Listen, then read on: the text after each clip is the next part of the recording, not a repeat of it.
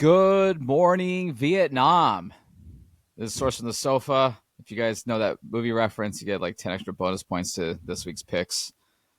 All-time Robin Williams performance. That was really good. Fucking sad, though. Sad movie. Very sad. All right, so it's our last edition of The Lines for the year, Week 18. I did the tally somewhere, but it is really close. I had a couple good weeks. Aaron, you had a terrible week last week. It was a bad week, Rome. And I think we're just like 1 or 2 games apart, everybody. So it should be fun. I think Jaeson still has the lead. But we have games Saturday, Sunday, and that's it, right? Yeah. That's it. Game of the week. We have a few big games of the weeks this week. We're recording Friday morning. Is this Friday? Yeah. Today's Friday. I feel like a Friday, but yeah. Today's Friday, the 2nd. And this is the day after. I gotta admit, man, I was in and out of sleep throughout like most of the college football games. And they really disappointed. Having a bye week really is not good for college football teams. Let me tell you that. Now we got 2 years of data for that. So tough way to go out for everyone who lost yesterday. Any quick comments before we get into today? Well, yeah, I think you mentioned it, the bye week. Indiana, in the 2 years of this, the only school to actually win when they're getting the bye week and winning convincingly, too. Oh, dude, they beat the shit out of Alabama. I think there's I took a lot of stray shots for the Notre Dame stuff when Miami was able to advance, but I think the other school that was in the mix that never was talked about was Alabama. And while they did get the good win versus Oklahoma, just getting blown out thoroughly. And I know, Rome, you gave me slack last year when I talked about the SEC and the overall SEC bias for stuff, but they continue to prop up that they deserve 5, they deserve 7 teams. And when you have a team that got blown out in their championship game, does get a win, but then gets blown out in another game, like the SEC dominance that they think they have does not exist. And so my schedule is so hard because they play against each other.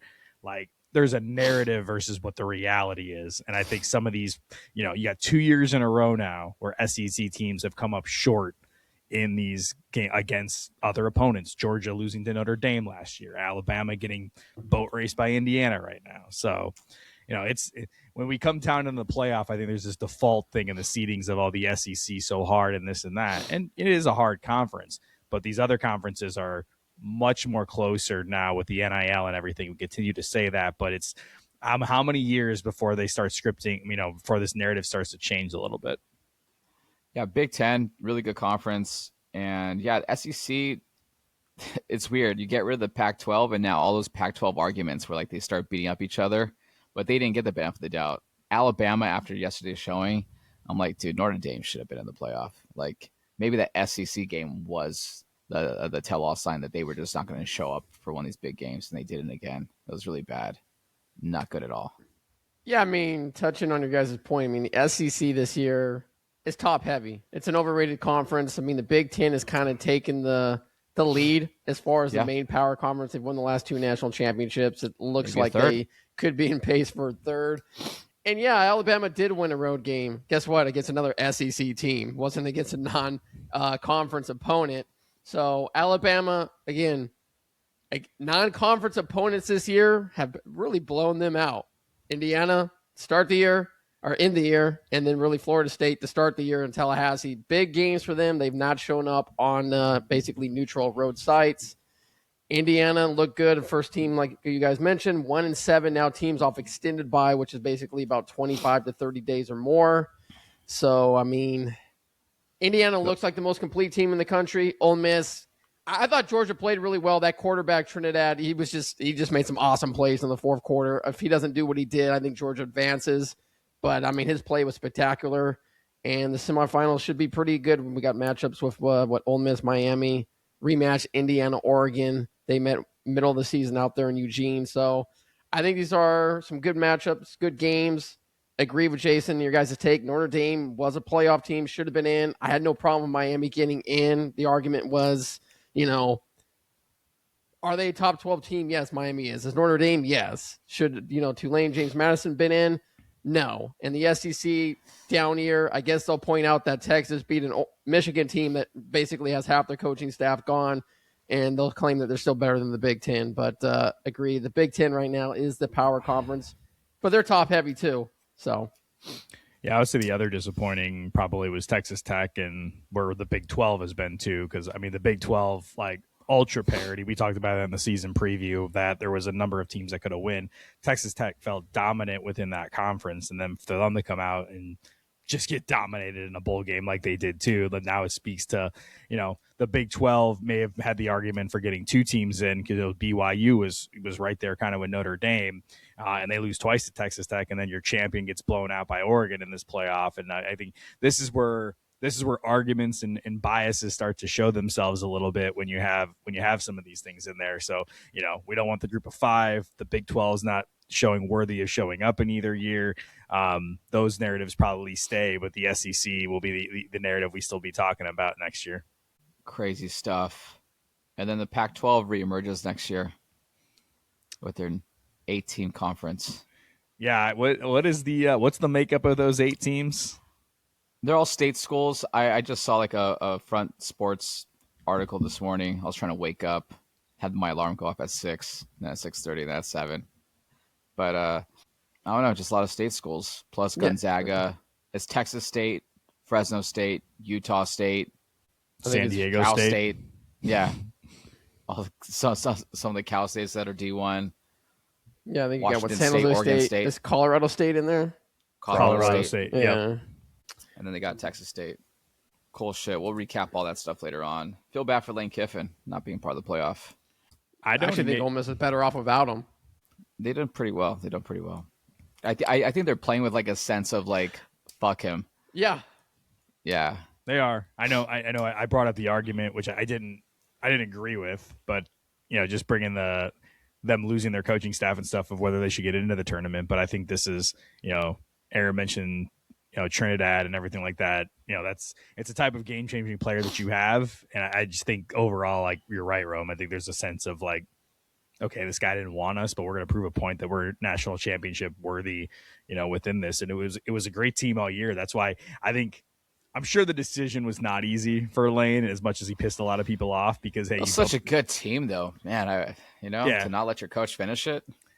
I mean, you decide to go to the rival, and we talked about that before. But that probably weighs on you. That in the long term for him, LSU is probably the smarter thing because it's going to have resources. It's one of the premier programs as far as the way college football looks, and they have the history of winning versus Ole Miss doesn't. But now, hey, you've built this over the last 5 years to this point where this is the crescendo point, and you don't get to see it through.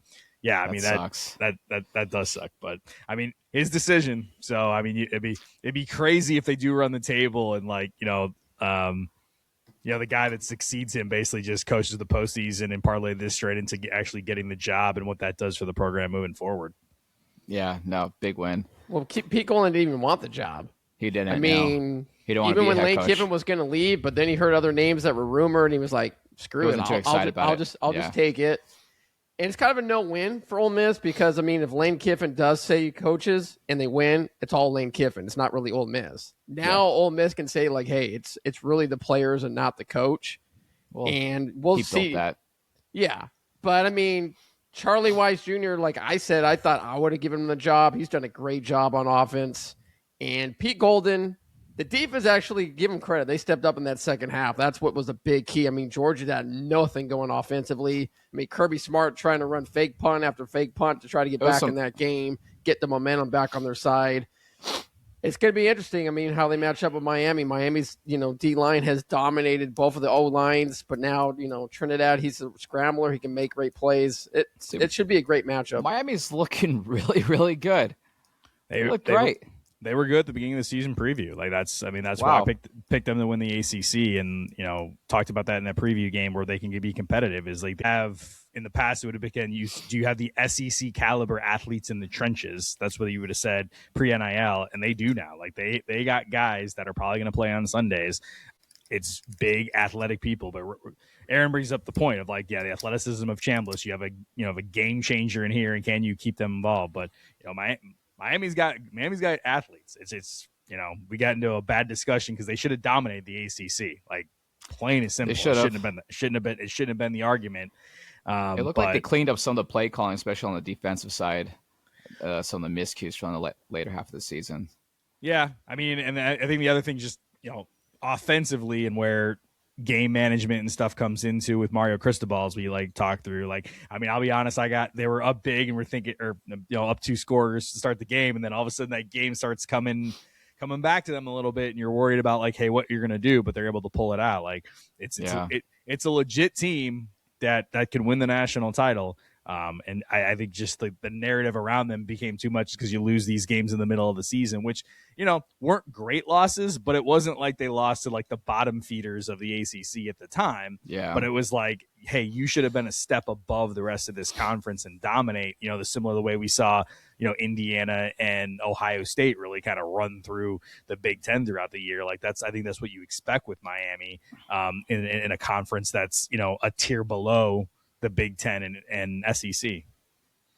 Yeah, Miami's an interesting team because they've relied on their defense, Rome. I mean, their defense has just been dominating games. Early in the year, Carson Beck was lighting it up. I think he was like 15 touchdowns probably in the first 5 games. I mean, big games. Notre Dame had a big game. And then he had the 4 interception game that Friday night against Louisville. They got upset off a bye. Then he had another bad game against SMU. To what Jason said, Miami's been vanilla on offense. Basically, it's been, hey, let's not have Carson Beck do anything stupid. Our defense is dominating. Let's keep the run game going. And when Beck's needed to, he made some big plays late in that game with his feet and a couple throws. It'd be interesting because I think they're going to have to score a lot of points against Ole Miss. Despite how good that defense is, Ole Miss is, even against an SEC defense all year, has scored 30-plus points, whether it's against Georgia, Texas, whoever they play, they can score points.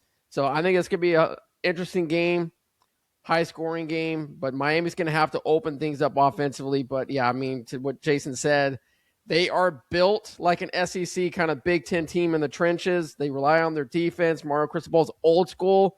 If every interview he does is all trenches, trenches, trenches. That's what he wants to win. But eventually, your key star players, quarterback, wide receiver, are going to have to step up and make a big play. Miami does have guys that can do that, so we'll see what happens.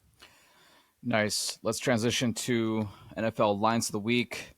Today's coffee brought to you by Highwire. I want to plug him in, maybe see if we can get him as a sponsor. Really delicious, based in the East Bay.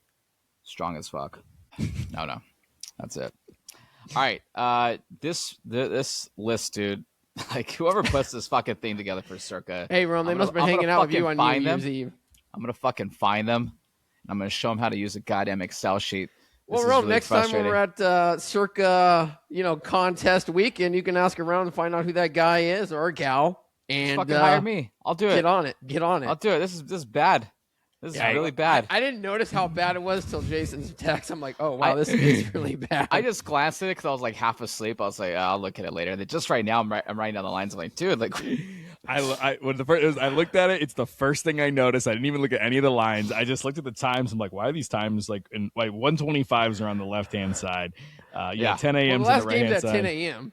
And then that's when I'm like, whoa, this is really bad. Well, my previous theory defending the great folks at Circa was like, hey, they make these at the beginning of the year. It's just like, they just have the whole thing mapped out. And then they'll just make the adjustment of where things are at based on time and switches and flexing because of TV and stuff. And so that's just my assumption going in because that's what it looked like last time because, you got your flex game. Now, I don't know if the Titans-Jags was the original Sunday Night Football slate or something like that on this. I mean, that'd be my only question. I don't think that would have been the NFL's thoughts going into the year. But, this one is a little bit all over the place. I wanted to defend, the great folks at Circus Sports, but I don't know. I thought of Rome right away. It would have been no other topic of just like he's going to be mad like about I this. mentioned, I think last week, according to my sources at Circa, they've kind of been throwing this scramble schedule out just to piss Rome off because they know it gets under Rome's skin. So the last one of the year for the new year, as we might say, they really put this one in shambles. It is bad. All right, so starting off Saturday. Final NFL lines of the year. We got Panthers, Bucks favored by 2.5 for the division and for the number 4 seed. Winner goes home. Wait, there's still a scenario where the Panthers still get in, right? There is. Even if they lose? If the Falcons win, the Panthers are in regardless. So the Falcons win, Panthers are in, but the best team in that conference right now is the Saints. Is that correct? That sounds about right. Team. The hottest team right now, okay. yeah. But I don't know. The Falcons have looked pretty good too here recently. So they look like we good, thought they might look like. And by good, I mean they won a game last week against a really good team. And your guy Pitts has had at least one good game. Yes. All right, Aaron, you kick it off for us. Since if you've gone against Aaron the last 2 weeks for college football and NFL, you'd be a rich man. You'd be doing pretty well, after weeks 10 through 15 in the NFL, winning weeks all those weeks. So hopefully week 18, I can close out on a strong note. Feel pretty good about it. Nice. Look, Carolina, the line's weird, 2.5. I think it was 3 earlier. Tampa, Tampa's been a complete mess. We've talked about how they got guys back, but they just really haven't performed. I think Baker and guys are going to show up for at least one more time. I don't think it's going to matter because I do believe Atlanta's going to win this week. We'll get into that game. But I'm going to go Tampa here, -2.5. Bucky Irving, I think he's due for a big game. The passing game for Tampa's been bad, but Carolina, when you think they're done, they show up and win. But I'm going to go one last time. Todd Bowles, New Year, Baker. They're not going to go out with at least a loss. I would bet if you're betting the Bucs money line, but for the contest here, I will go 2.5 Tampa Bay. You can just copy and paste what you've been saying for like the last 3 weeks because the Bucs have not shown up yet. I know. So Although Godwin did have a good game. I put it this way, Rome. I was really, really leaning Carolina, and then I was like, you know what? I've been playing bad. Let me just fade myself on this one, and I think Tampa is going to show out. So I'll go with the Bucs. Jason. Yeah, as much as as my midseason prediction of being the Panthers competitive for the playoffs, and I should be choosing them. I mean, it's really going to come down, I guess, to the last drive for Bryce Young or wherever it's at, because that's where these games are decided. Him bringing him back. I think Rome, you talked about how many fourth quarter comebacks he's had in the last 2 years, but the feeling for me is just like with Aaron for this Bucs team. They got the talent. They've gotten a bunch of these guys back. The offense isn't what it was in the first 4 or 5 weeks of the year, but like this is a must-win game for them. The Panthers, it isn't as must-win, and I just think the Bucs should have won this division easily, and this is the last time for them to show up. I would still take the 2.5. I know Aaron said lead money line, but I think regardless, I don't think it's going to come down to a 1 point game. I think at least a field goal the Buccaneers could win this by. I'll just roll with you guys. I'm not feeling good about the Bucs though. This team looks banged up. Mayfield has looked like shit ever since he was in the MVP conversation. So good luck. Seahawks 49ers. Tough. Oh, wait a minute. That's right. Yes. Oh, yeah, that is tomorrow night. Okay. Yeah. Yep. Sorry, this thing's throwing me off. That's tomorrow night. Yes. Yep. Tickets are expensive. Arguably game of the week. Game of the week. This is for the number 1 seed. Yep. For the NFC West. NFC. For a bye week. Just for everything. Yep. Everything on the line. That's kind of cool. That's really cool. That's why tickets are standing room only, what, $800, Rome? Yeah, I think so. First round of the playoffs are selling for that much. Ridiculous. All right, Jason, who you got? Yeah, I mean, coming off, one of the games of the year with the Bears last week, the Niners looked great. Purdy looked great. And, this is a team that's risen to some occasions this year in some tough games. You think about that, Rams game earlier in the season, the shootout with the Bears last week. And this team's had tons of injuries, specifically on the defensive side of the ball, but the offense is really clicking. Purdy's got, no matter kind of who's in, he's able to, find receivers, even if you haven't heard of the receivers that they would have in years past with no Ayuk, no Debo. But Christian McCaffrey's also having a massive, bounce back year. Does he have 1,000 receiving and 1,000 rushing or something at this point? Very close. Yeah. I think he's trying to become the first player to do it 2 times at that position of running back. So just crazy, chemistry between Purdy and him and what he can do offensively. The Seahawks is a good team, but there's questions for me with Darnold in these big games still. And when it comes down to this, until he can prove me otherwise on it, I'm going to take the Niners on this. +1.5. You're going to give me some points too. He did it last week. You don't think he'll do it again? Nope. Darnold. Well, Well, he had a big game a couple weeks ago. I mean, the defense, I think, won that game for them last week. 27-10 running game. Yeah, I mean, Seattle, we talk about them. This is the best team. I would say actually the best team on the road, but the Patriots just finished 8-0. But I mean, the Seahawks schedule-wise, they play some real gauntlet of teams. Their only loss coming up against the Rams. This is a rematch of Week 1 in which Brock Purdy throws the late TD to win it. Going back to Jason's point, Sam Darnold, we saw him in the same spot last year, winner take all against the Lions, probably his worst game of the year, probably easily cost himself $50 to $75 million on a long-term big deal contract. 100%. Rome, your guy Brock Purdy's playing the best football I've seen him play this last month. I mean, that toe injury, say what you want, maybe it's slowing him down early in the year, but he's been balling out. 49ers, Kittle, Ricky Pearsall, all those guys are questionable, likely to play. Even Trent Williams, the star left tackle, Hall of Famer, questionable to play. 49ers has been finding ways all year to win. I love the Seattle defense, but I'm going to go Purdy over Darnold here. I know this has kind of been a revenge tour for Darnold. He beat Minnesota this year, just beat Carolina, lost the first rematch against the Niners, but I believe in Kyle Shanahan. I believe in CMC. I like the Niners to win outright, get the first round bye, so I'll take the 1.5 of the Niners. I forgot that Darnold was there for a year, but I really think that really helped him out. I think that was like the fulcrum point in his career. I got 49ers. Even if it's a close game, I'll take the 1.5. All right, on to Sunday, and this is where we're going to zigzag a little bit here. We're going to start off with Pack visiting the Minnesota Vikings.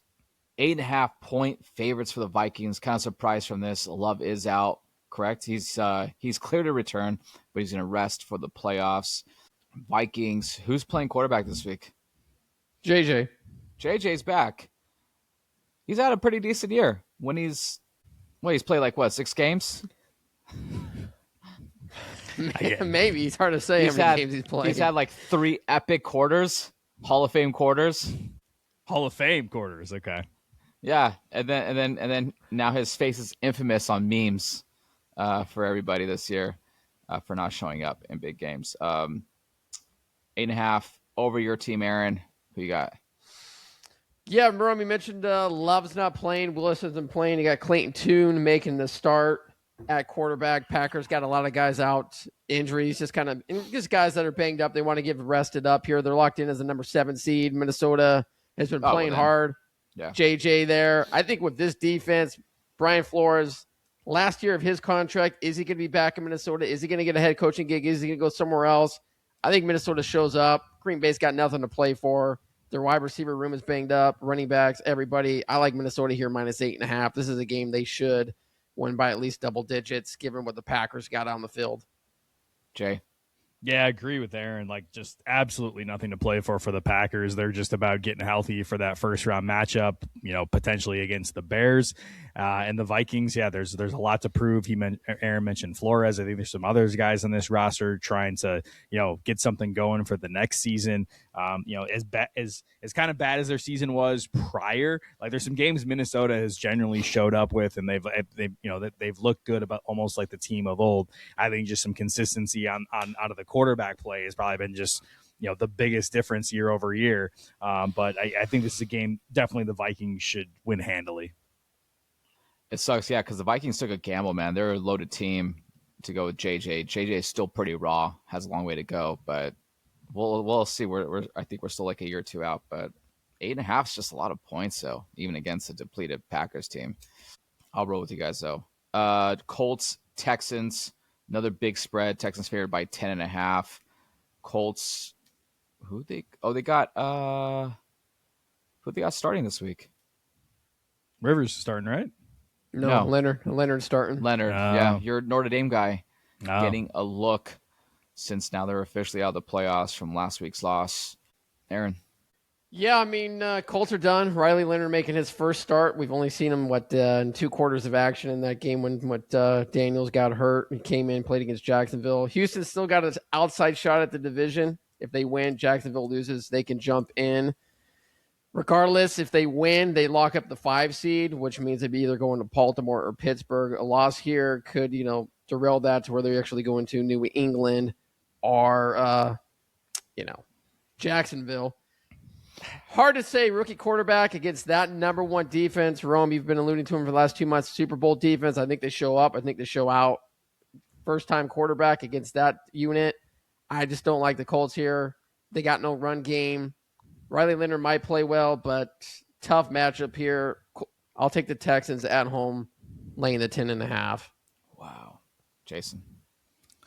Yeah, it's a big spread. We always haven't been successful looking at these big spreads ones. And when you look into end of the year, who's playing, who's not, regardless who's quarterback for me, I just haven't felt, the Colts offense on where it can be. Aaron mentioned the running game and where, that was at the beginning of the year when the Colts were on their run versus what it is now. That's probably been the biggest difference. I think that's what made, Daniel Jones so successful. He opened a lot of things up downfield. Rookie quarterback, Rome, you said Texans, Super Bowl caliber defense. How are they going to score points in this game? Texans got something to play for. They need to, kind of amp up for the playoffs. It's a big spread, but I'll agree with Aaron and take the Texans. Oh, man. Yeah, 10.5. I'm trying to go back to Texans have been winning, but they don't really have many wins to even cover that type of spread. Biggest win in the past month and a half is against the Jags. They won by 7. Good team. Trying to find a comp here. They just beat Arizona 3 weeks ago by 20, Rome. Really? Because I was on schedule out of order. I was on Arizona plus 9.5 in that game. It was it was on 40-20. So it sticks out.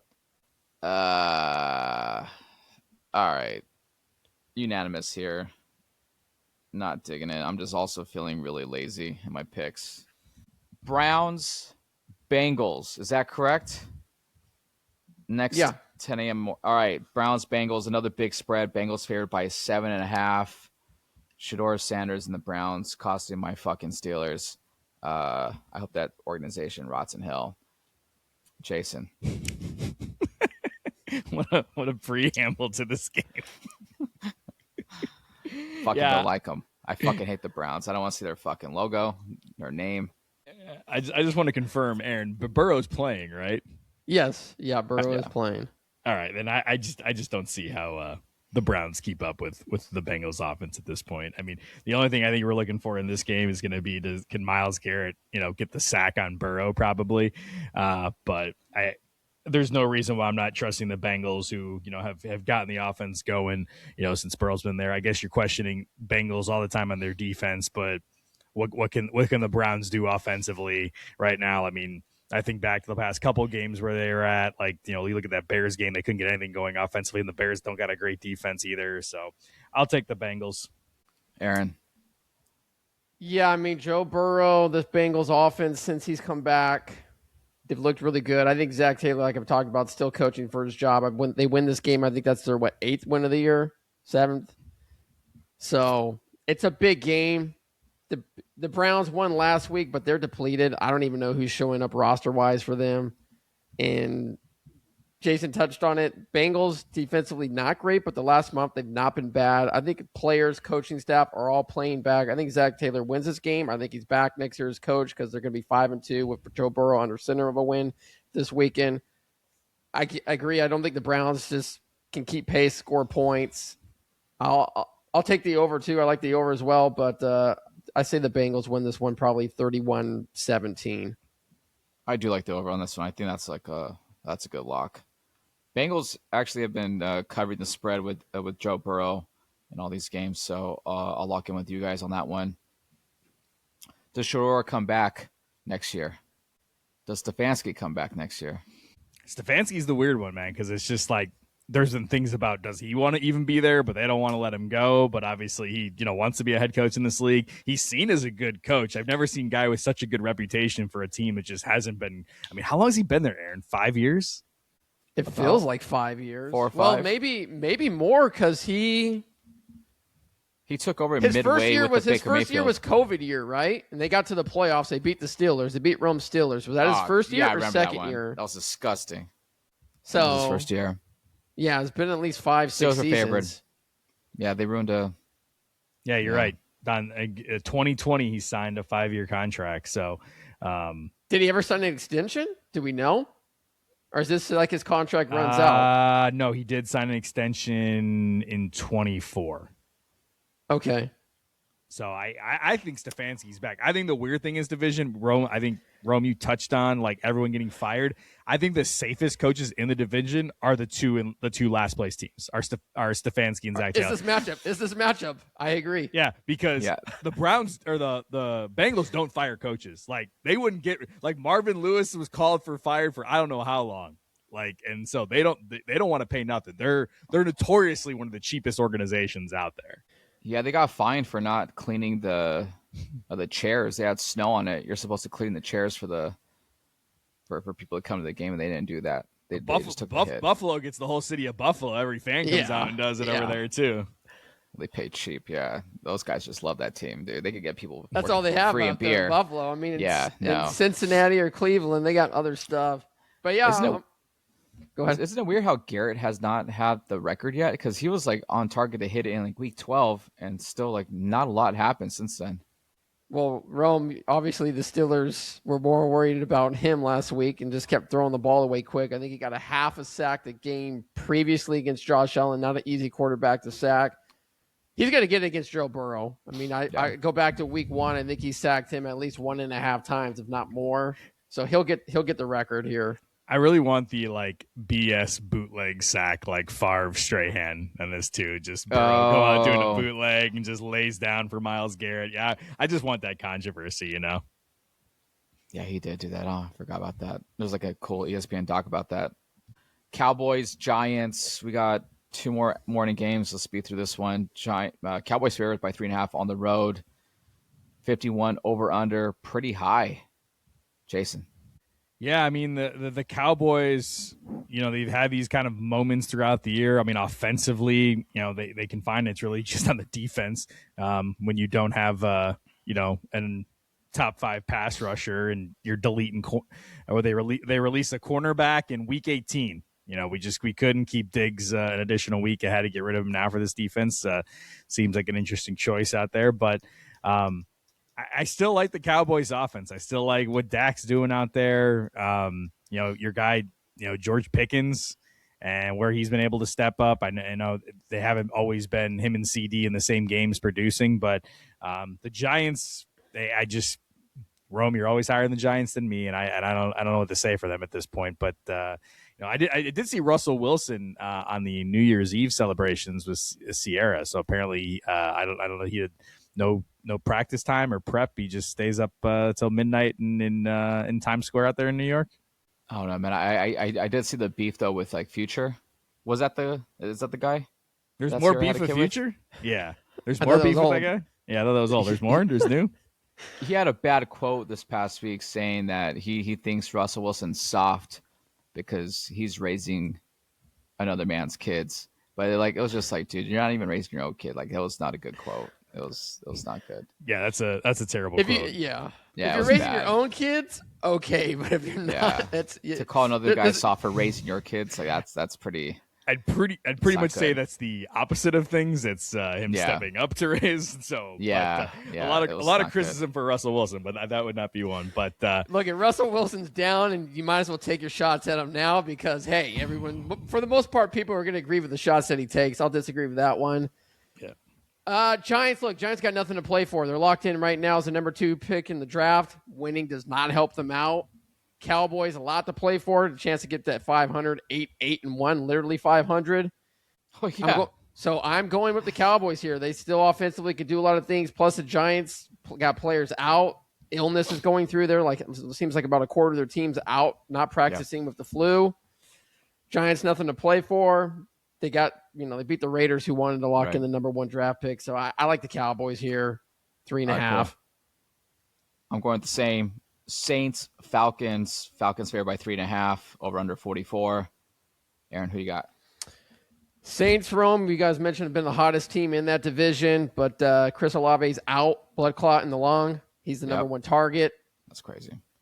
Atlanta, coaching staff's playing for their job too. Raheem Morris, whether or not you think he's safe or not, kind of quiet name to keep an eye on. He loses this game, he could be out.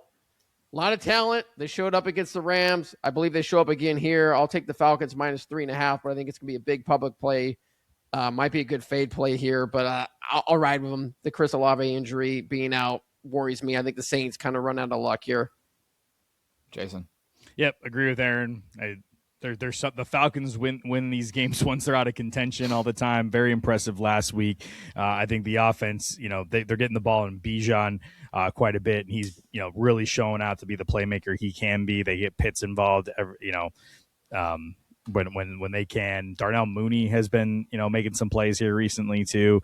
But yeah, the Saints, way better than probably we expected them in the beginning of the year, when it feel like, hey, we just fade the Saints every week and that's going to be the play. Now, I'm not as confident, right now saying that as I would have been, in weeks 1 through 8, because this team, they're building something there for all they've gone through. They are building something there. So I think that's good to see for Saints fans. But with Atlanta something to play for, specifically as Aaron mentioned, Raheem Morris with his job, I'll take Atlanta as well.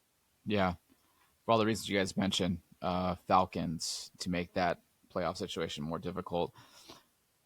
Last morning game, I believe Titans, Jags favored by 13. Jason.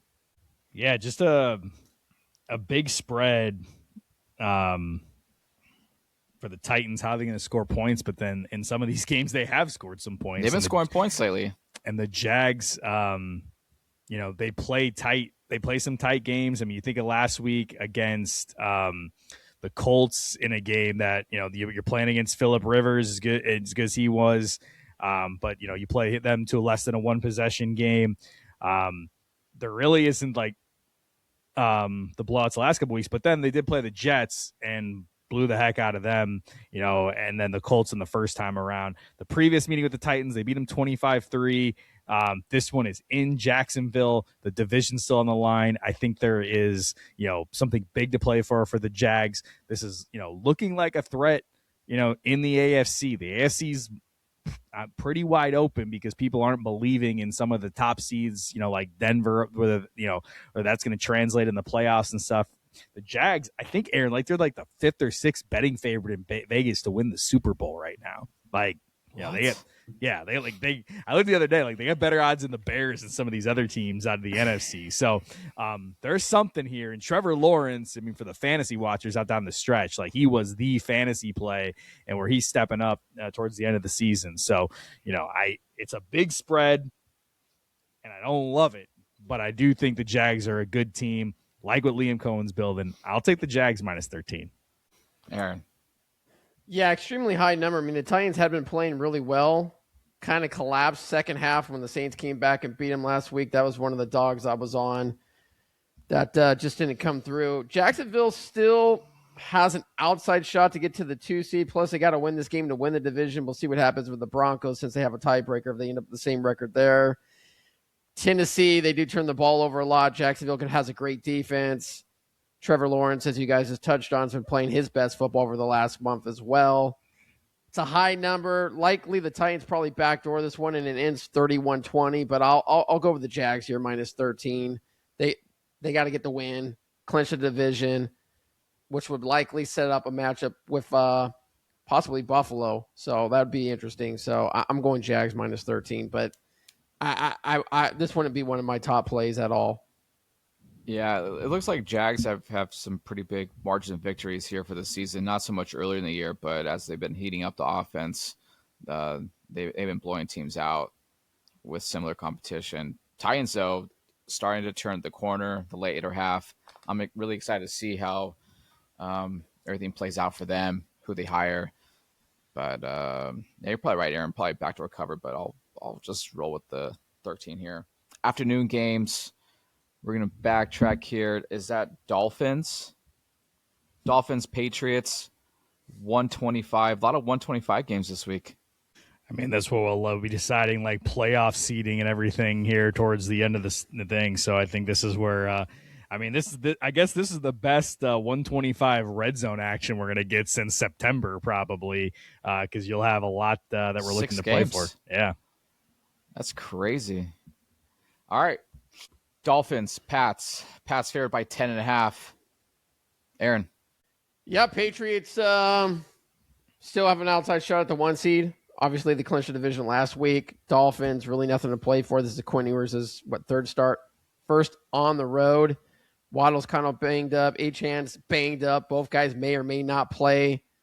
I think the Patriots show up and ball out. I'll take them minus 10.5 here at home. Wow. Jaeson. Yeah, last week the Patriots almost looked like they were trying to get Drake May the MVP and what he was doing to the Jets. And Aaron mentioned the key to me, not only Quinn Ewers, but the Achane injury. I mean, this would probably be something to watch going in. You know, if Achane's not playing, I don't have a ton of confidence that they'd be able to keep it close. They do have some, pretty solid backups, but he is the playmaker that kind of makes that offense go right now. And the Patriots kind of just show like variable. I'm playing my guys. I'm going to run it up. And I think, you're looking for Drake May to have a big performance. It's probably him versus Stafford for the MVP right now. I know people don't say they watch that, but I mean, I think people maybe try to prove a point in New England that they got the guy, and if, they get a quarterback that wins the MVP. It could be a good storyline for them. So I'll take the Patriots -10 as well, 10.5. If Achane's not playing, it's gonna be really reliant on their tight ends. Miami still has some pretty decent ones there. I think Waller's out as well. Really? Yeah. How about the other guy that used to be married to Kelsey Plume? Yeah, that is Waller. Waller. Oh, yeah. sorry. Yeah, I believe he's out. He's not been practicing. A lot of these guys have not been practicing. I was so disappointed when I found out she was married to him. It's like, God damn it, there goes my chance. She's not now. I don't know what you're wallowing about. Yeah, she's in LA now. Who's she playing for? She's in LA? She's in LA, man. Right?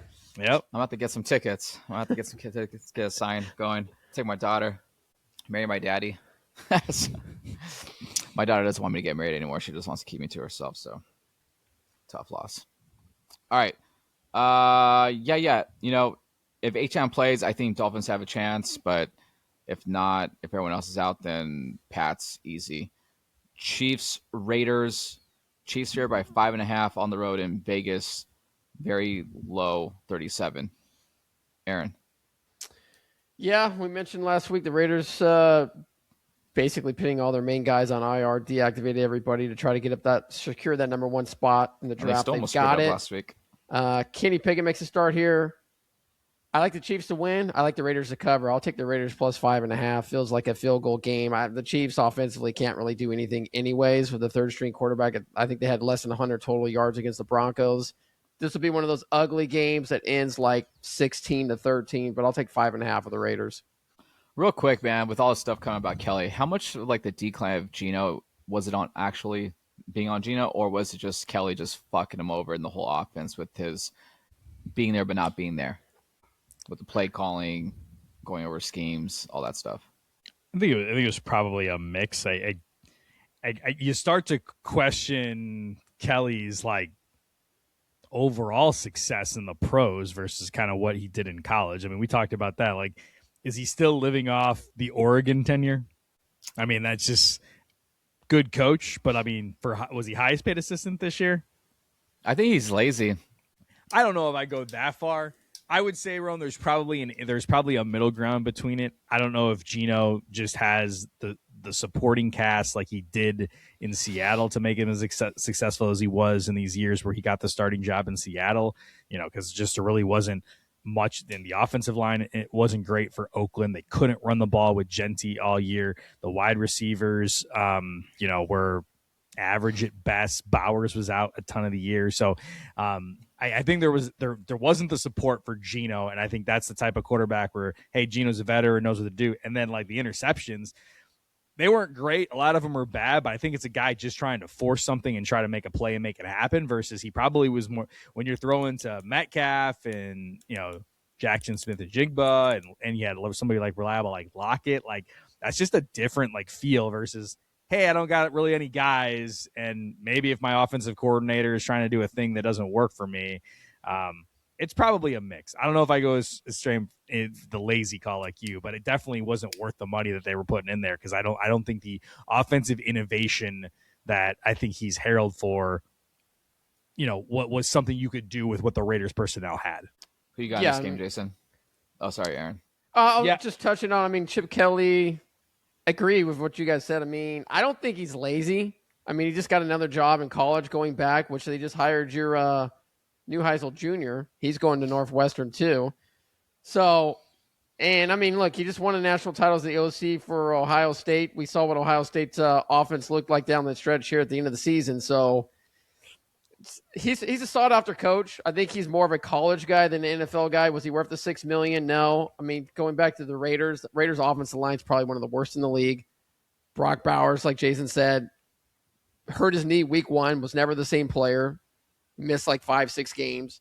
They don't have any wide receiver that would probably be number 3 wide receiver on any of the top teams right now in the AFC or NFC.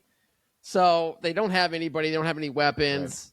Right. I think Chip Kelly's going to do fine at Northwestern. He'll do good in college, but I never liked him going back to the pros. But you're not going to turn down a $6 million contract to go coach in the NFL and maybe, parlay that.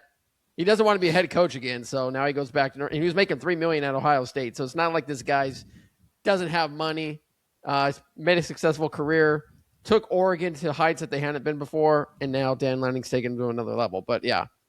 All right, Jason, who you got? I agreed with Aaron about taking the Raiders plus 5.5. I mean, I think the under thing is the most tempting for me in this game. Like, offensively, what can either of these teams do with the offenses they're kind of putting out?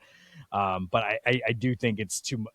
5.5 is too much for a Chiefs offense that I just don't know how they get going with. Are they on the 3rd or 4th string quarterback and some of the personnel Who's playing they got for the Chiefs this week? Whoever that guy, the 3rd string guy that played last week. He's okay. I think he only had like 80 yards passing, Rome. Yeah, that's right. Okay. But yeah. Unanimous. Raiders plus 5.5. Next game, Lions Bears. Lions must win just for a little pride factor. End the year. I don't know. It's just a disappointing year, anyways. Bears still something on the line here. -3. The 2 seed is on the line. They'll be going basically head to head with the Eagles. Nice. All right, Jason, who you got? Yeah, I disagree that there's something to play for the Lions. I mean, this season, has just been kind of a wash at this point.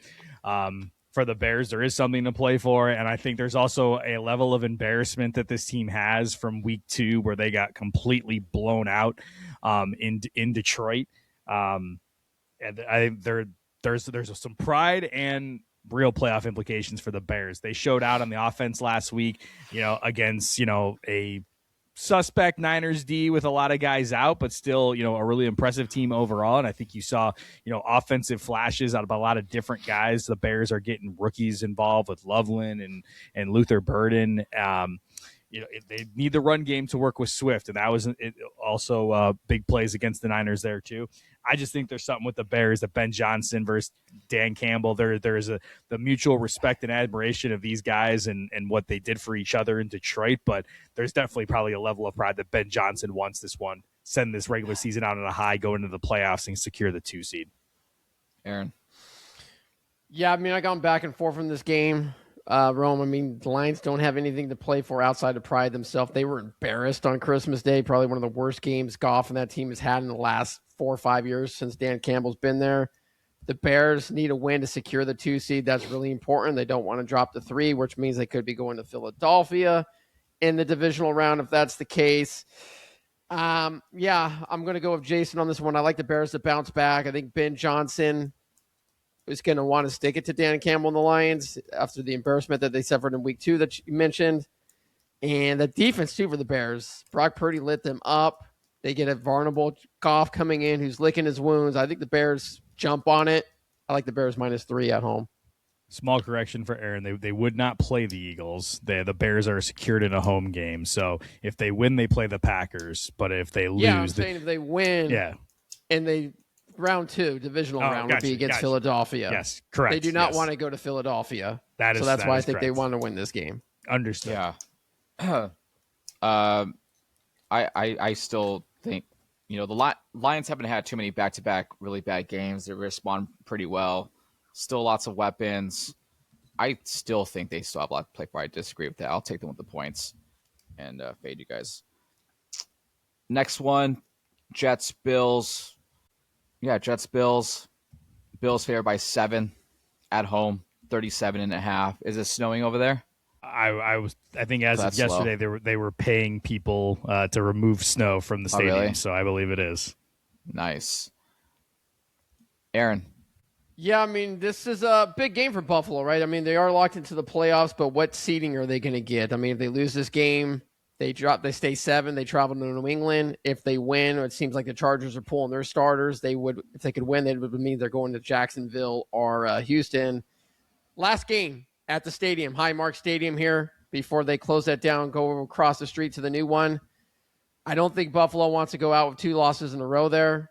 Josh Allen sounds like he's going to play. Sounds like he's okay. Brady Cook for the Jets has been terrible. The Jets have given up. Right now they're locked in as a 3 in the draft. They're not going to try to win this game. Buffalo goes out on a high mark win. I'll take the Bills -7 here. Jason. Yep, gonna agree with Aaron as well too on this. You saw the Jets versus the Patriots last week. I don't know what's left in this team right now. While the Bills haven't blown people out in some of these big spreads games all the time. The last regular season home game at this stadium. I think getting ready for the playoffs. Wherever Buffalo's at right now, like there is a window. There's a window for Josh Allen right now. When you think about his contemporaries and the criticism of him, it was him and Lamar Jackson not getting past Patrick Mahomes. Well, Mahomes is out, and now neither Lamar nor Josh are getting the first round bye, and so there's a playoff here. Now there's a lot of flaws in this Buffalo team. Aaron's been calling those out. Romy's been calling those out all year. The defense where it's at. Wide receivers, it's pretty much a 2-man show with Josh and Cook in the backfield and what they can do. But there is still some magic about this team when it comes down to the stretch. But I do think there's something to play for in this game for them, and I'll take the Buffalo as well. Yeah, cool thing about the new stadium, you'd have thought that they would have got a dome, and they didn't. They still want the weather element. I love it. It's just there's more luxury boxes and. I love it really too, cool. Man. I argue with my friends all the time because they're like, no one wants to see that. Everyone wants to see like the skill on display and this and that. I'm like, no, like I like it.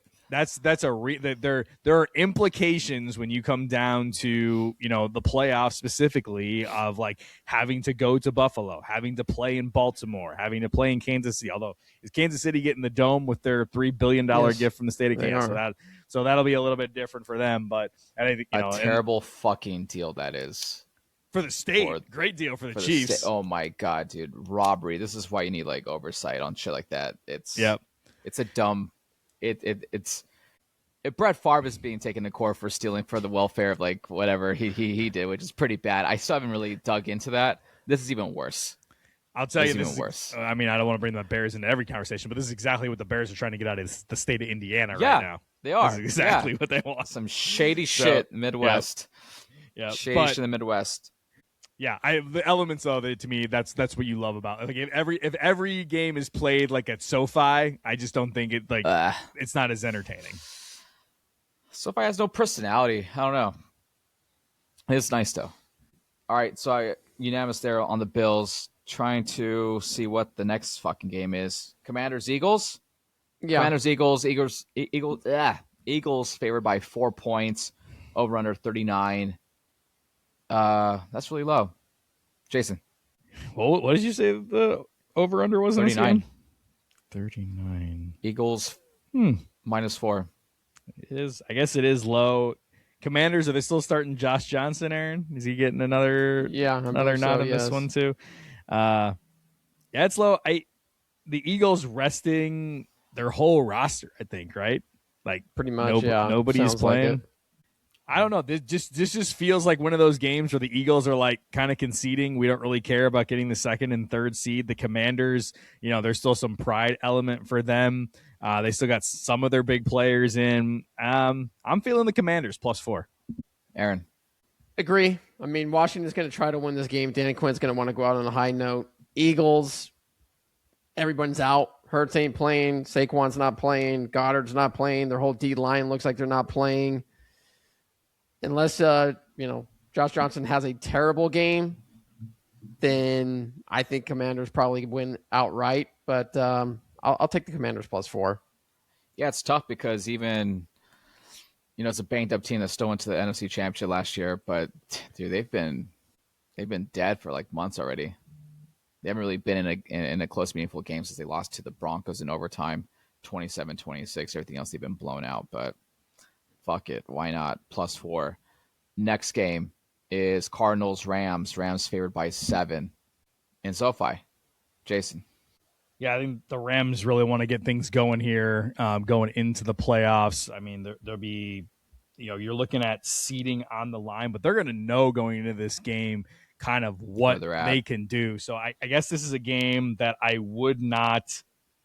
It's hard for me to make a pick right now because I think depending on the outcome of that Seahawks Niners game, maybe some start sit decisions kind of coming out of that. I mean, I haven't heard much about the Rams' plans, but that'd be the scary thing that it comes into. But I still just don't love anything about the Cardinals right now, and the Rams are still a solid team. If you're picking right now, it's Rams -7, but it's a game that I look at right before pregame to really see like what are the Rams doing and what are they playing for.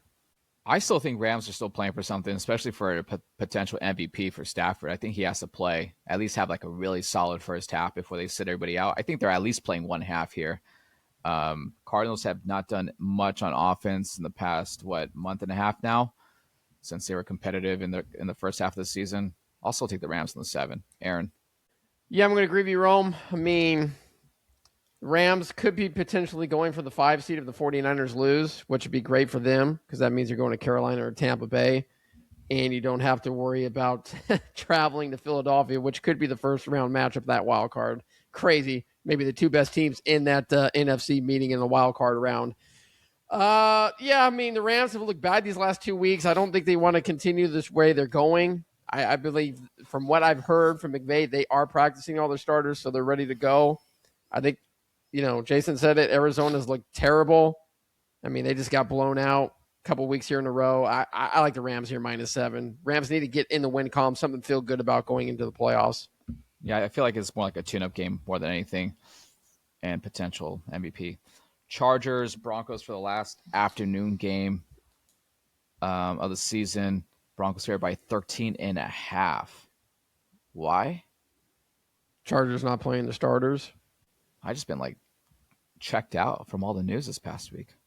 Just a lot, just a lot going on, and when we're talking about seeding and stuff like that, because you're pretty much, we're locked into the overall. Is the AFC is basically it's just them. Is it them versus Buffalo, Aaron? Versus is it 5, 6, 7? That's kind of just what they're playing for right now between those three teams. I don't know this. I can't remember the scenarios. Yeah. I mean, the Chargers basically are conceding going to the 7th seed here. It sounds like. Wow. Which would mean they'd be going to the Patriots. Because I think the Chargers could essentially get the 5, but that would have to result in a lot of things happening. They'd have to win, and the Texans would have to lose. So, there's from what I gathered from them, there's no point in playing against a Broncos team that must win to get the 1 seed, and getting guys hurt and banged up, going fresh in the wild card matchup. All right. Whoever wants to go first in this one. 13.5 is just a lot of points to me for a Broncos team that they play. They play a lot of close games. I guess, again, what's the stakes going to be going into Denver, New England playing at the same time at 125? So you're going to be deciding the 1 seed then. I don't know why. I'm just not feeling the Broncos blow them out in this game with the 13.5 points. So I'll take the Chargers plus 13.5. Nice. Aaron. I'm going to go the opposite. I mean, Trey Lance is starting. I don't know who else is going to be starting there for the Chargers. Broncos desperately want the bye to make sure the playoffs go through the mile high there. Typically, when the playoffs have gone through there, this is a team that's gotten to the Super Bowl as an organization as a whole. Broncos are just going to come out. I think the defense, which has struggled here these last couple of weeks, are going to feast on Trey Lance and the Chargers. I like the Broncos here -13.5. Feast. Trey Lance, huh? Gets a big opportunity. It's kind of hard to decide like what they're going to sit for like their O-line because aren't they already like in their second, third strings on that one? So what they really have left. Practice squad guys coming up. I don't know. That's pretty crazy. I know some of the running backs are injured, and Puka's been in the news a lot. Puka doesn't play for them. Oh, I'm sorry. He's also in the news. He's been in the news a lot. Yeah, been in the news a lot. It's a factual statement. And his brother stealing that was weird. I'll go with the Chargers plus 13.5. Why not? All right. Final game of the regular season here. It's Ravens Steelers for the division and the number 4 seed. Ravens here by 3.5. 41 over under. Jaeson, who you got?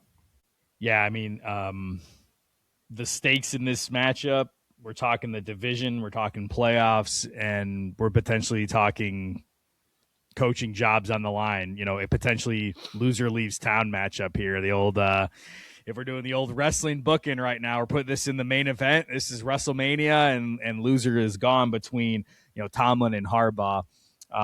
Tomlin probably, I still think, more at, because this was kind of everything, all eggs in this basket on this season right now with Rodgers and everything there. I think Metcalf being out, because Metcalf's still out for this game, right, Aaron? Yeah, And he's so out. I just think that is a big blow for them. And then when you looked at the Ravens this last week, the Derrick Henry, what they can get from a running game standpoint and finally getting something going. I, 3.5 is an interesting line for that, which I don't particularly love, but I do think the Ravens win this game, and I think they will cover as well. Wow. Aaron. Agree. I mean, a 3.5, I think they're just begging you to take the Steelers in that hook. I think the Ravens will cover that. I think the safe play is Ravens money line. But yeah, I mean, to Jason's point, no DK. Darnell Washington's out with a broken arm. Where are they going to generate points? I know the Ravens aren't great offensively, but they only scored 6 points last week against Cleveland. They'll probably score a little bit more this week. But if you go back and watch the tape of the first game, DK had a huge game against Baltimore. Came out first play, Rodgers hit him for a 40-yard pass. That element's gone. I mean, Gainwell's going to have to step up and have a big game. But Lamar looks like he's back. He's been practicing. Ravens just have all the mojo. They feel like they're the heavyweight champ right now coming in this fight, and the Ravens are really limping in. TJ Watt maybe back, maybe not. I don't think it matters. I think Derrick Henry has a big game, and the Ravens send the Steelers home. I'm taking my Steelers 13.5. I like it. Give me points. Give me the hook. I think the running back will have a big game. We'll see how Derrick Henry does. Last week was his first game of getting like a full workload all season long. They've been kind of kept him in the barn shed, and I'm not buying too much in Lamar coming back. He looked slow earlier in the season. It's just a banged up year. We'll see if it's that running quarterback, if this is the beginning of the end for Lamar, or if it's just a bad year injury wise. He's gonna be rusty. Aaron Rodgers, it sounds like he's gonna retire. A slight lean on coming back. We'll see how it goes, but I like the Steelers going out on top. I don't feel great. I don't feel great. It'll be a big game. It'll be a big game. Yeah, Rodgers. I think we all assumed he was retiring, but his press conference kind of thinking like, while it was a 1-year deal, there was things about like 1 or more 2 years that he kind of said in there too. So I don't know if he's really made up his mind. So this game could go a long way as far as like, if they win and they're in and Tomlin's still there, they could run this thing back again if they feel confident. That may play a big factor in him not retiring. It could be a factor in this game too. If they're in the playoffs, I like their chances on any given Sunday for some upset wins here. So I don't feel the same way about the Ravens. So I'll go with my Steelers. I mean, look, I think if the Steelers get in, they get DK back, they get a home game. Obviously, the Ravens win too, they get a home game. I mean, it looks like the first round matchup for either one of these teams, if they win, is going to be the Houston Texans, which defensively going against those guys will be tough. But I mean, right now it's just hard to like the Steelers here. There's nothing that signifies they're going to win this game outside of maybe like the Ravens do what the Lions did on Christmas Day and commit like 5 turnovers. That's the only way the Steelers I think win here. They got to get 3 to 4 turnovers, a special teams like kick return or block or something has to happen for Pittsburgh to generate enough to win this game. Hey, maybe Derrick Henry does what he's been doing in these big games, fumbles it away, and that flips the tide. But I love the Ravens this weekend. Nice. All right.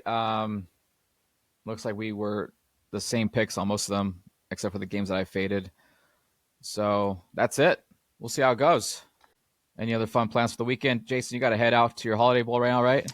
Going to the Holiday Bowl. Yep, SMU, Arizona later this afternoon. What action you got on that game, Jason? I know you had some action last year. You got screwed backdoor. What do you got? What do you got? Man, what's? I guess we're close to game time right now. What's the line looking like there? I honestly, Aaron hadn't looked at the line. It was a pick 'em and over under 52. Let me see where it's at right now. I do like a particular play here if you want to fade, because according to Rome, people are getting rich off of fading me here these last 2 weeks. So it's up to you if you want to fade it or not. But Let me see what the line is real quick here. Time's that game kick off? 5 o'clock. Okay, 5 o'clock. Head down here a little bit. We get the good full tailgate. Gates open at 12 all the way up until kickoff. Nice. All right, let's see. So we got the Holiday Bowl. SMU minus 1.5. Yeah, I got SMU minus 1.5 over under 51.5. I like the over 51.5. I don't disagree with that. There's been some good Holiday Bowl shootouts as of some recent memory. I don't know. SMU, still a good team. You think about where they're at a year ago, playoff team. A lot of those guys. I like SMU in this game. Yeah, I mean, like I said, it was a pick 'em. So I mean, the money's coming in on SMU. I think it's. I honestly will say I think it's that Texas money because Texas Tech went from a 2.5-point underdog to a 1.5-point favorite. So that booster money in Texas is real. They show out for their team. So be careful about taking those Texas teams right now in these bowl games. I don't know. I kind of like Arizona. Could be. I was trying to think why I had that layer in last year because last year we did lines in all the bowl games last year, didn't we? I don't know if we did all of them, but we did selective games, right? Okay. Yeah, Aaron still picked some games last year. This year, he dropped the funny thing is, all the games that I've not picked that are college ones, I am undefeated. So that's why I will give you the over 51.5. That's the funny thing. I had Michigan. I had Texas minus 4.5. I had the over in Arizona State, Duke 49. So those are all winners. So I like the over 51.5. Let's do a recap before we let Jaeson go here. College football round 2 takes. Aaron, you had the game over 40.5. That was a loss. That was a loss, but you did have the lean, Miami plus 9.5. All right. Oregon, Texas Tech, Oregon money line. Got that. So you got that one. Alabama and Indiana, you had Alabama plus 17. It's plus 7, but even 17 couldn't even fucking it didn't matter. You could have had them plus. You had to have them plus 36 to get that win. Just like in Mari, the paternity test determined that was a lie. Yeah. And Ole Miss and Georgia. Georgia by 2 touchdowns is what I had in quotation marks. Yeah, I did like Georgia. That quarterback, man, stepped up fourth quarter, took it away from him. Didn't see that one coming. I didn't see Ole Miss, yeah, I don't know. I was surprised. Georgia was due. It doesn't look like Georgia likes the Sugar Bowl, though. Back-to-back losses over there. So, cool. That'll do it for the final week of Lines with the Guys. We'll recap the final tally of the record against the spread after this week and reveal that. And we'll do a recap after the week, too. Stay safe. Have fun at the Holiday Bowl. Have a couple Michelob Ultras for me, Jaeson. Do some shots in the parking lot with somebody. Pick a random tailgate. Record it. Tag the podcast on socials. I don't know about randoms. We do some traditional shots that we have with the group that goes on there. So I'll have my one shot of peppermint schnapps that one of my other people, one of the other guys I go with, that brings every year. So we'll have definitely have that one. Oh man, I don't think I could do that. That's crazy. It is an old man who brings the peppermint schnapps, obviously, and so that's the only people I know who drink schnapps are they're like above 70 or they're alcoholics for sure. Not above 70, not an alcoholic, but this is just a tradition since where we are. What are 19 years now? 20 years in the making. I've been going to this game, so every year, kind of cool. Doing the peppermint, do the shot of peppermint schnapps before we go in. So generally, I'll have a shot of something else. So we got a couple things on deck. The drink of choice, I'll say, the last couple years has been the Gentleman Jack, little Gentleman drink. But I definitely have all the Michelob Ultras on tap for you too as we do some of the festivities. Nice, sounds good, man. We'll have fun. Thanks. Be safe. We'll catch you guys after the weekend. That'll do it for us.